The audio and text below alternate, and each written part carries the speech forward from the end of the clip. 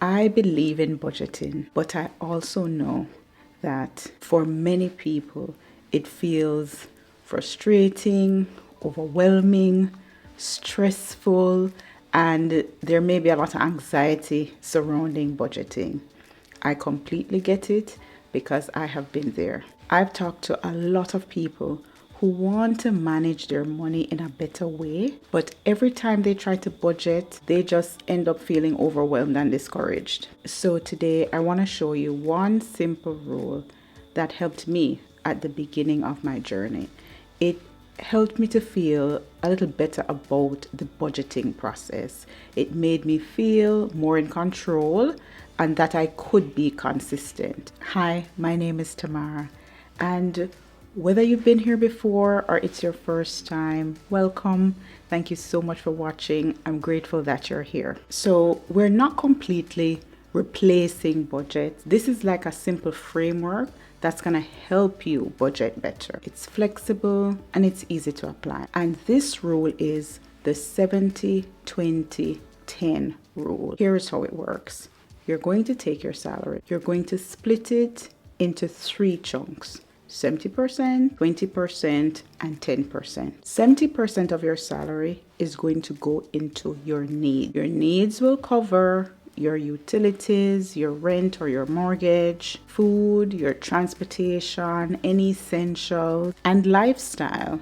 You are going to put your entertainment in this 70% because you want to make sure it's accounted for and you're not just doing things on the fly that's going to ruin your entire budget. You're trying to make sure that you're fitting those life needs into 70% of your income. 20% is going to be tied to savings and debt repayment. This chunk of your salary is going to help you to build financial security. From this portion of your salary, you're going to want to fund your emergency fund. Emergencies will always happen and you want to make sure you're prepared for that. So this section will help you take care of that. You can also contribute to any form of retirement savings or pension plan savings from this portion as well. And as it relates to debt payment, if you have high interest debt, you know that's going to be taking away money from you and you want to take care of that as quickly as possible. And you could also allot some of this money to any future major expense that's coming up. Maybe you have a travel or a trip that you're planning for. You can put some money towards that from here.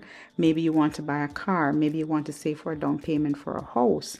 Then this allotment can help take care of that also. Here is where your financial peace will come from and your money will eventually start working for you. The last 10% is going to be for your personal growth and your giving. Now, you may want to give to charitable causes, or maybe you want to give to your church, maybe you are a tither, then this 10% can help take care of that. You could also be taking from this 10% for your personal growth, and I highly recommend this, whether you want to put it towards doing some sort of a course to improve your skills. And in improving the skills, maybe that will help you in your career and eventually you'll be able to earn more money at work, or whatever you decide. It's always good to have a plan where you'll have some funds set aside to improve yourself. That will always pay off in the end. This particular category I like because it helps keep you connected to your values. Even if you may already be budgeting, this rule can be beneficial for you. Traditional budget asks you to predict every expense down to the dollar when you're planning your budget. This particular rule helps you focus more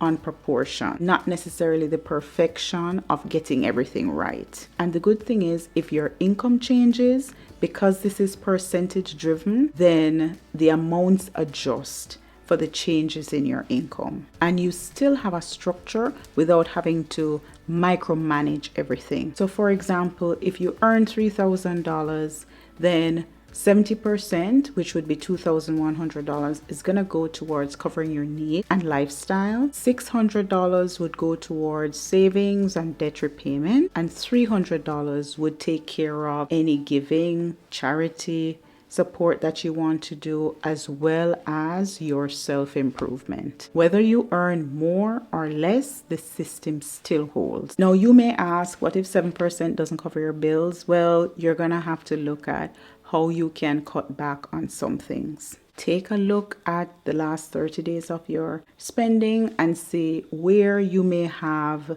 expenditure that really isn't necessary that you can cut back on. Or you can consider ways to bring in additional money, whether that's a short-term contract, a second job, or a side business. Getting additional income is always beneficial if you're able to do so. What if your debt is more than 20%? If your debt is significant, you're going to have to allot a greater percentage to it. I would recommend, though, that you make sure you have some emergency funds.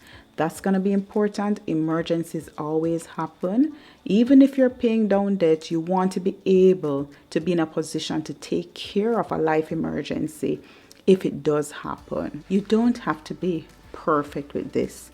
This particular method will help to give you some structure so you don't feel too overwhelmed. And I want you to check out my video, Money Moves to Make Before Payday, because I think this will help you as well. I'll link it here or in the description below. If you got any value from this video, go ahead and hit that like button.